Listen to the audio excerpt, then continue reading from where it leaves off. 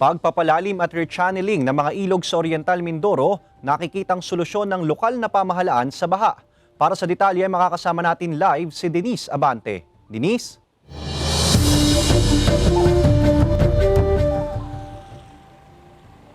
Ace, dahil pa rin sa nararanasang pag-uulan dito sa bayan ng Nauhan, muli na namang umapaw ang mag-asawang Tubig River na nagdulot ng malawakang pagbaha. Nagmistulang dagat na ang ilang mga palayang ito sa barangay Andres Ilagan na sakop ng Nauhan, Oriental Mindoro. Dahil rin sa sunod-sunod na pag-uulan sa bayan at pag-apaw ng mag-asawang Tubig River, halos wala nang natira sa mga palayan dito sa Nauhan. Ang 41 anyos na si Ruel, umaasa na lamang daw na hindi na magtuloy-tuloy ang pagbaha upang maisalba pa niya ang kanyang palayan. Matinding hirap talaga dahil ng tulad niya, pag wala kaming inani, wala kaming kakainin. Wala rin pang budget ng mga anak. Kaya sana'y bumungapat nang may makunan ng pangbili ng pagkain. Isa lamang ito sa 6 na ektaryang palayang pagmamay-ari ni Mang Ruel. Ang 5 sa mga ito, tuluyan ang nalubog sa baha. Pangamba niya ngayon ang unti-unting pagtaas ng level ng tubig na siyang maaaring maging sanhi ng pagkasira nito.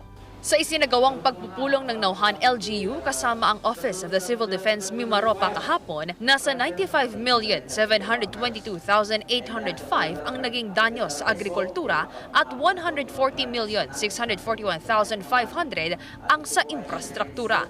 Hiling nila ngayon na matulungan sila ng national government para masolusyonan na ang kanilang problema sa baha. Madaling umapaw po na ngayon ng ilog. Dahil nga po medyo mababa na. Pagka maganda na ang panahon, i-dredge po yung buhana ng ilog para daw po madali bumaba ang tubig. Ang kailangan talaga namin ng long-term solution kasi nagsasanga-sanga na siya, lumalawak, lumalaki na yung pinsala sa mga agriculture. Ang solusyon dyan, tingin ko yung palalimin ng kailugan. Apektado rin ng malawakang pagbaha ang bayan ng Baco. Kaninang umaga, naabutan ng GMA Regional TV Balitang Southern Tagalog ang pagpupulong ng LGU kaugnay sa mga solusyon para mabawasan na ang pagbaha sa bayan. Rechanneling ang isa sa mga nakikitang solusyon ng LGU sa mga kailugan sa bayan na siyang pinagmumulan ng pagbaha sa lugar.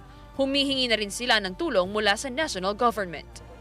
Lahat halos sa ilog na malaking ilog, sila talaga yung pinanggagalingan ng tubig na binababa. Kasi ang Baco ay catch basin talaga.